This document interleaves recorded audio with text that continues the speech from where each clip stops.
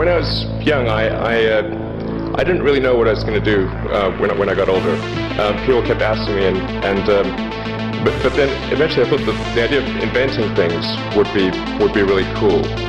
And the reason I thought that was because I read a quote from Arthur C. Clarke, which said that a sufficiently advanced technology is indistinguishable from magic, and that's really true. If you go back, say 300 years, the things that we take for granted today would be you'd be burned at the stake for. Being able to fly, that's crazy. Being able to see over long distances, being able to communicate, having effectively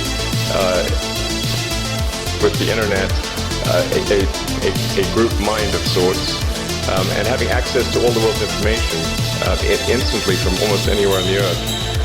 This is stuff that really would be magic, or would be considered magic in times past.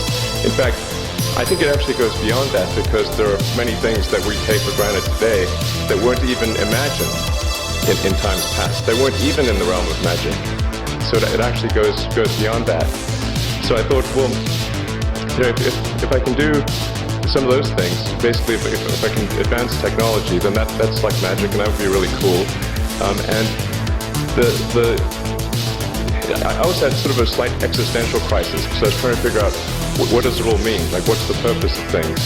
And I came to the conclusion that if we can advance the knowledge of the world, if we can do things that expand the scope and scale of consciousness, then we're better able to ask the right questions and become more enlightened, and that's really the only way forward. One thing that computers are really good at is repeating commands. As a person, you'd get really bored if you had to do the same thing lots of times in a row. But a computer can do the same thing millions or even billions of times and not get bored and be able to carry that out really well. So for example, if I wanted to wish everyone on Facebook a happy birthday by sending them an email, it might take me more than a century to actually write out all of those emails to everyone. But with just a few lines of code, I can have a system send an email to everyone on Facebook wishing them a happy birthday. So that's what loops are and why they're valuable, and something that computers can do very well. We're going to be able to use the repeat block. In order to be able to do this very easily. You can either do this by giving the computer a move forward command, or you can just tell the computer to move forward once and then tell it to repeat that 5 times, and it'll do the same thing. So in order to do this, you drag your move forward command, and then you put it inside the repeat block. And you can click on it and tell it how many times you want to repeat the block, to tell it how many steps you want it to take forward. Now, one more thing is you can put as many commands as you want inside the repeat block.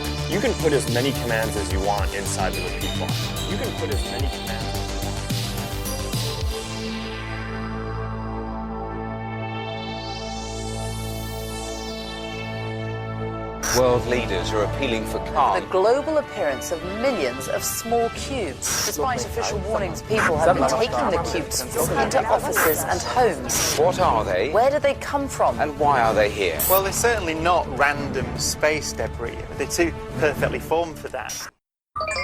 We came here to change the world with blockchain technology. And we did.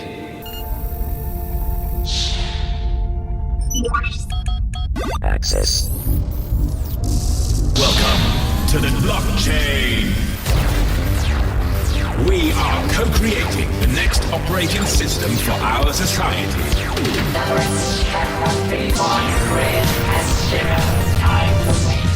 The key is finding real problems that are impacting people and having simple solutions for them. And so I'm looking for those kind of things today. So we come at a time where blockchain has an incredible potential to deliver change for the good. And at that time, you are organizing this. I'm having the best time. Yeah, it's amazing. Look around. And repeated interactions, you can build communities. And when you build communities, you can collaborate. And when you can have collaboration, you can share and you can grow together. And that's actually what you are doing today. More people need to get involved, more people from different backgrounds. This is really, really important.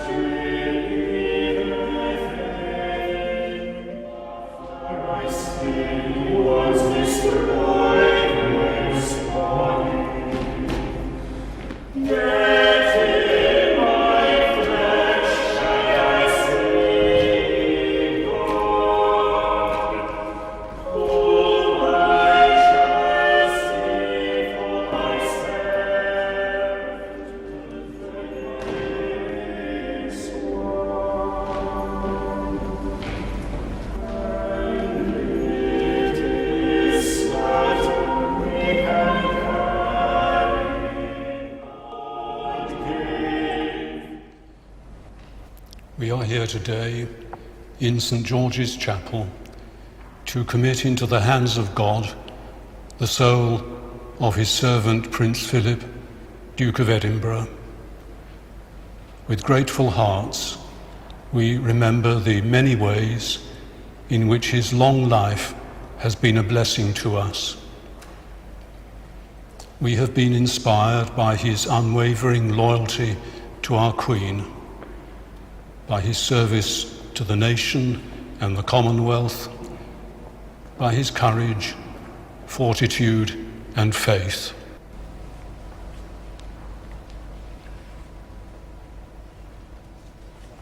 Described as a massive three-dimensional cube-shaped UFO, which in the very first image can be seen almost shooting out at a pretty fair rate of speed out of what looks like a massive black hole type portal, or opening up within the sky and surrounding clouds. The source states that this black portal or hole in the clouds appeared within a matter of seconds, which is initially what caught his eye and made him do a double take at the clouds as he left his office of employment for lunch at around 1 p.m. noon. He said that it began to get very windy out, and he noticed a small portion of clouds begin to swirl and circle in on one another, forming this portal shape, at which point the center of the clouds became jet black. Now this is when the source decided to hurry up and pull out his phone for a picture, and at this point the source had not seen any UFOs and had simply wanted to image these anomalous cloud formations.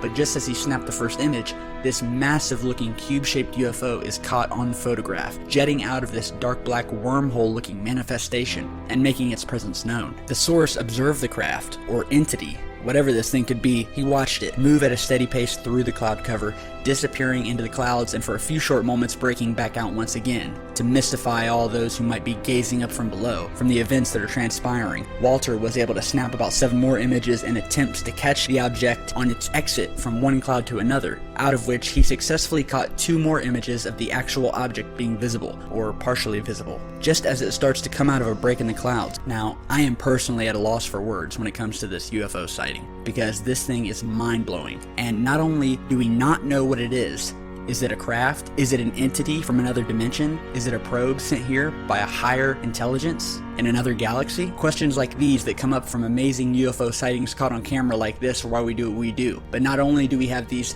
3-dimensional cubes in these images, that, by the way, after some analysis, has what look to be intricate designs spanning its entire surface, but also the fact that in this sighting, and not hardly found in many others, is evidence of a portal or a dimensional wormhole that gives us data and evidence as to how these alien craft move around, how they get here from wherever they came from. The very fact that this UFO arrived by jumping through a suddenly appearing black hole in the sky leads us to believe that this isn't man-made. Sorry guys, I know a few of you refuse to believe that any UFO isn't man-made, but I think we can safely rule out some army grunt punched behind the wheel of this thing. No, this thing looks far beyond our understanding.